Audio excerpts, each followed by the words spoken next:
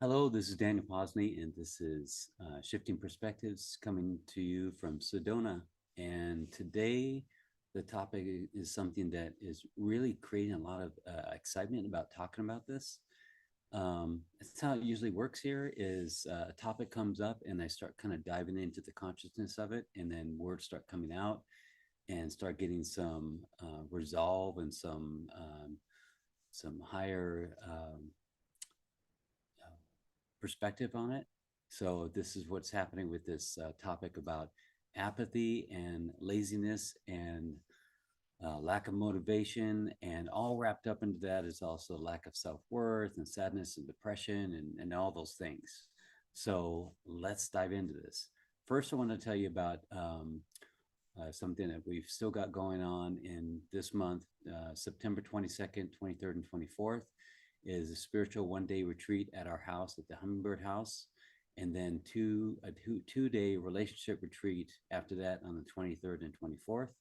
If you go to thehummingbird.house.org, you'll find more information about that. The men's retreat in October is canceled due to lack of signups, but we'll see you next year. And so let's get right into this. So I've got lots of what really feels like some great information here. So step number one to resolve apathy, laziness, lack of self-worth, lack of motivation, that kind of thing. First, there needs to be some kind of discovery. So what we normally do is we say, you got to get yourself out of it. You just got to do something. That just gets back into the same unhealthy processes that we're in this world. So what really helps me and what helps Valerie, my wife, is to kind of just settle and just allow yourself to prepare to go inward with what I would call radical self-inquiry. Self-inquiry is just kind of going inside, asking your own self questions, not your mind that wants to justify itself and validate itself, but why does it like to justify and validate itself? It's kind of that kind of thing. It's like you're getting answers from your mind and you go, but wait a minute. So it's that kind of thing. So it's more radical in its nature. So the first question is, this apathy or this laziness or this lack of motivation, when did this start? What was the trigger for it? Was it a breakup that made you feel a dormant feeling that you felt in your childhood, like you're not worthy or not lovable or not, beautiful? Was it a diagnosis that made you look at your own mortality? Was it a loss of a job that wasn't really fulfilling you in the first place and made you question your own life purpose? So, but the thing is that all these things are really tough to go through and to look at. But going into this radical self-inquiry is quite a remarkable journey to take. It's one that it's not really for everyone. There's a lot of people that will stay in the apathy, and that's just how they want to play it out. And I could completely see that. I completely see how maybe one life that I've lived just want to just be apathetic and just go, I just need to be taken care of. And I don't want to dive into the world. So maybe that's possible. So there's no judgment around, at least in this video, there's no judgment around being apathetic or being lazy or having lack of motivation. I'm just here to kind of help you try to make sense of it and move through it if you'd like to. So then after that, the next step is enlightenment. And I'm not talking about the enlightenment that brings you into being a full-fledged guru, but I'm saying that we go through enlightenment all the time.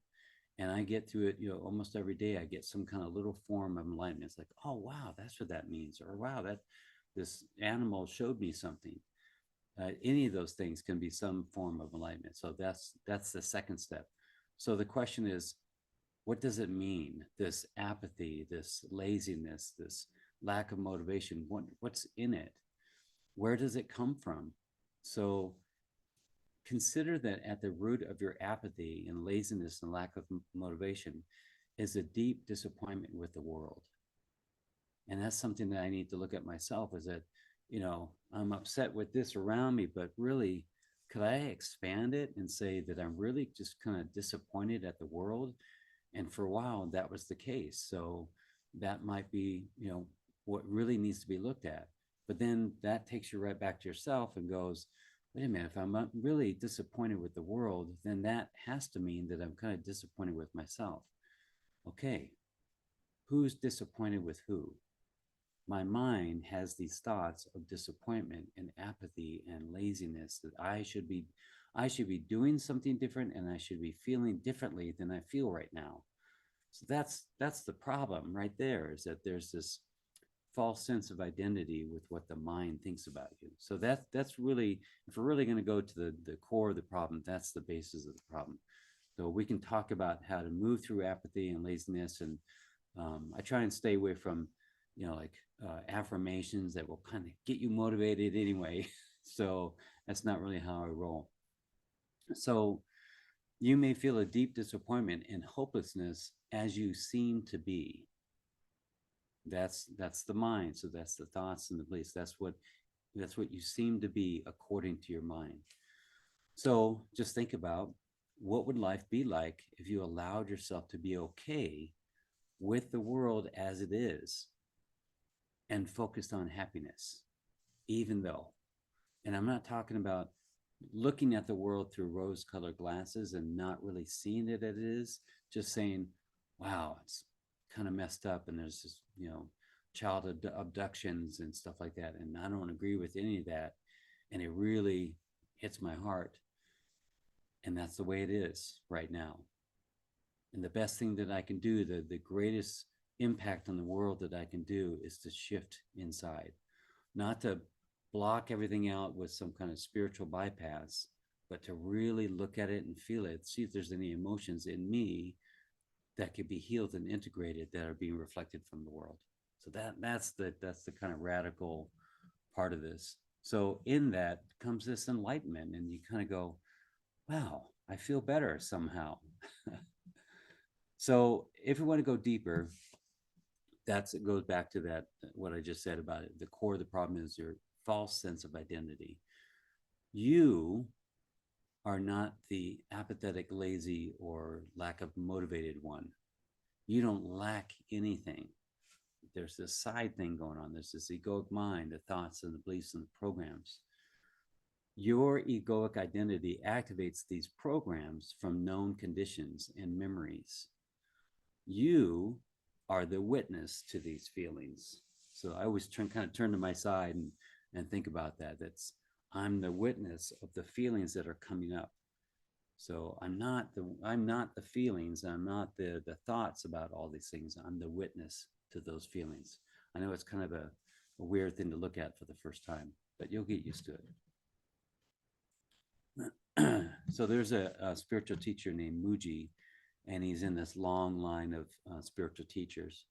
And he says many spiritual and religious practices focus on uplifting the personal self. Yay, go, you can do it. Whereas self inquiry quickly exposes the person as limited and false, so that further time is not wasted on continuing a ghost story.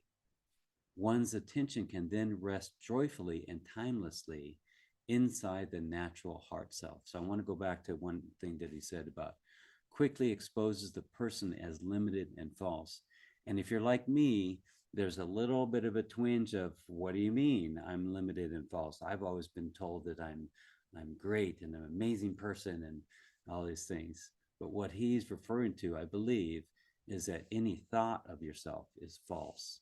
So there's this identity of self that's been developed over time through the conditioning of the world and has developed you into this personality.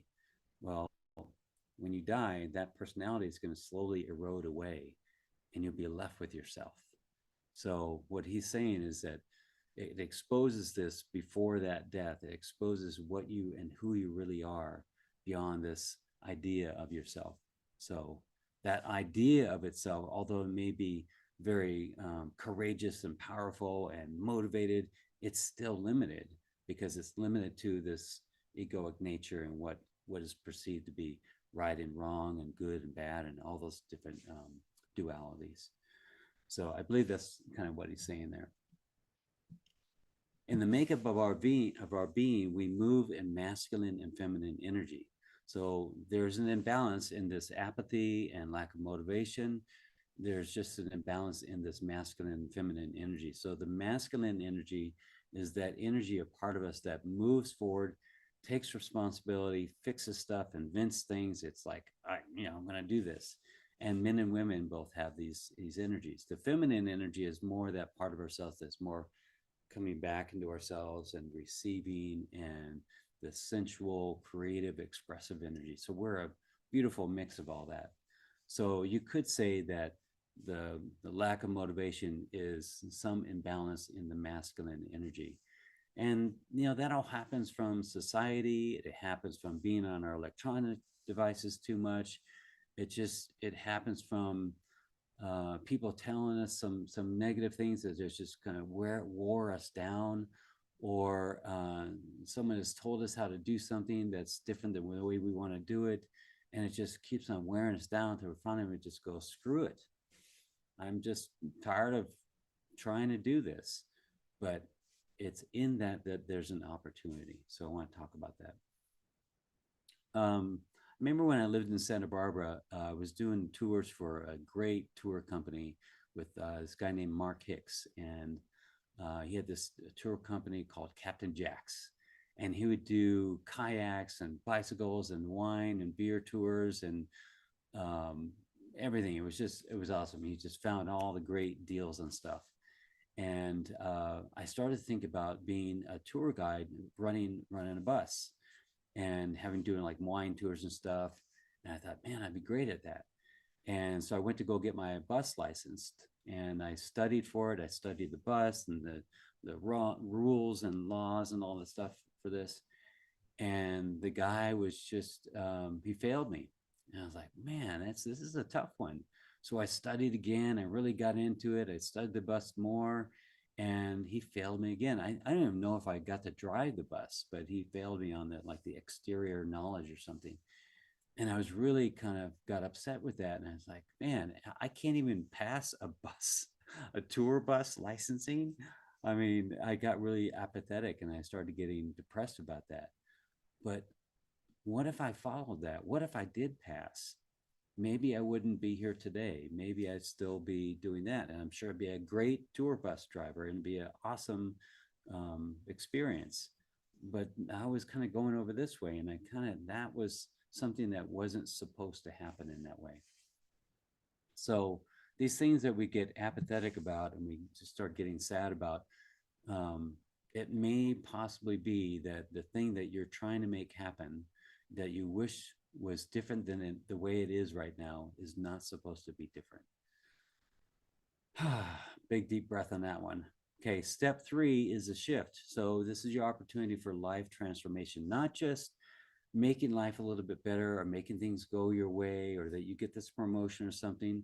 This could be a real life transformation, that the way that you've been living your life in the past has been phase 1, that you just been kind of going blindly and just kind of reacting to the world, and you've done pretty well. You got your ups and downs, and then now you got this shit has hit the fan, and now it's really tough.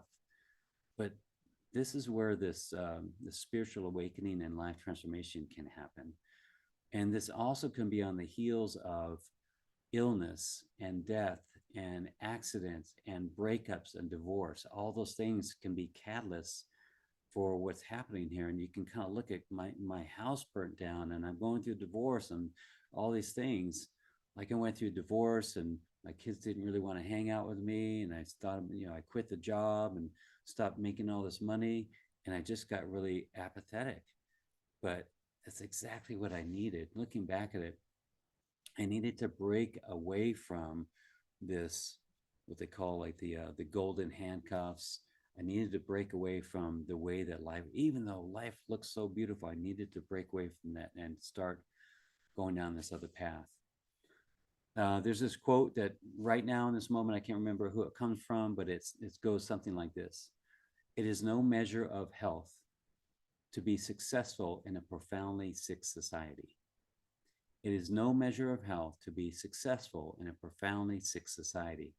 And to me, what that says is, that's great, you're successful out there in the world. What does that really mean? You know that the world is kind of sick.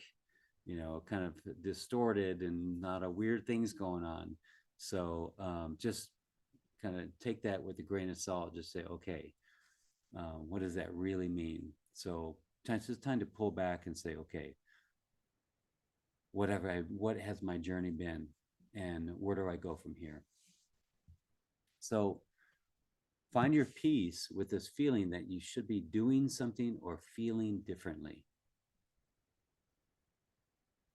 Find your peace with this feeling that you should be doing something or feeling differently than the way that you feel right now.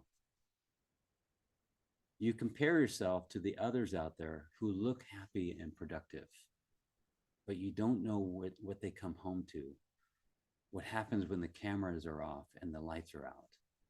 So stop trying to compare yourself in your life to what looks like these people are making all this money, or they're so beautiful and things. You don't really know all the answers. You don't know what's going on in my life. You don't know what's going on in your relatives even sometimes. So we're all going through stuff. So take that with a little bit of compassion. All right. Now we get to the practical or pragmatic part of this. One way out of being stuck in apathy and lack of motivation and what you might refer to as laziness, one way is to just completely go into it, just completely allow yourself to have those feelings. You're having these feelings and it's okay.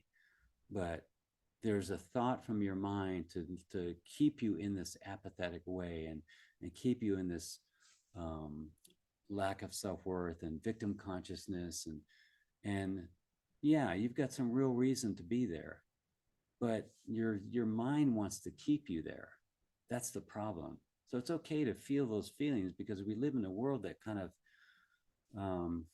embellishes on that and kind of distorts your ideas of yourself in such a way that causes you to kind of feel that way. It's completely normal, not normal, but the mind wants to keep you there, and that's not really what you're here for. So the way to come out of that, to kind of start sparking something, is to create something, anything. So this emotion that you're having or non-emotion that you're having is something. And from that something or nothing, no emotions, you can create from that. You can write a poem about that, or write a song about that, or paint about that, or sing about that, or dance your ass off about that. You have full permission to be angry about that too. That's being angry about that is also something that can motivate you out of the apathy. Allow yourself to be angry. And a lot of people that I've met that are being apathetic and lazy or not motivated don't really feel like they have the permission to be angry about anything, but their whole life has led up to this. They've taken care of everyone and they don't seem to get what they need, and so they start getting apathetic and in victim consciousness, where at some point in that, anger really would have served a good purpose. So more practical stuff. Wear clothing that fits. I know that's kind of a weird thing that may not fit, but wearing clothing that fit, instead of wearing your baggy sweats and flip-flops, it just does something to you, and it allows you to feel your body.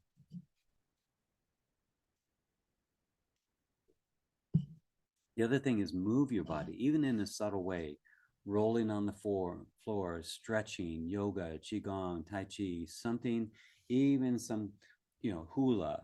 It's something that allows you to kind of connect your brain with your body and reconnect that. Number two, recognize that you're an expert at something. You might be an expert at feeling nothing. That might be your expertise, but you're an expert at something. You're an expert at turning something positive into something negative. Whatever, you are an expert. This is something that you are good at. And that you can kind of grab onto that.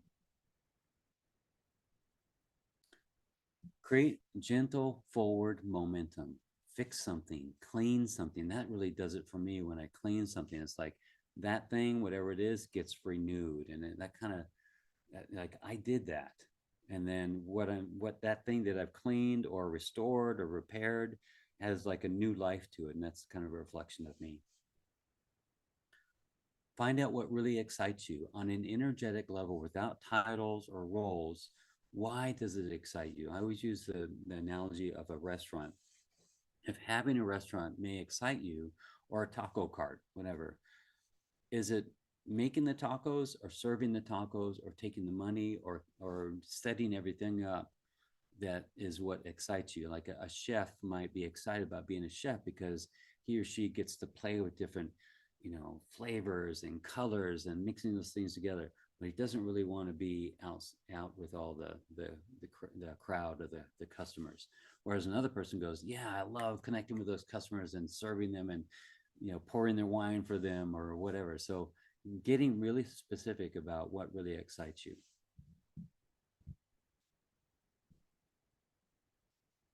All right, I'm going to start moving a little bit faster.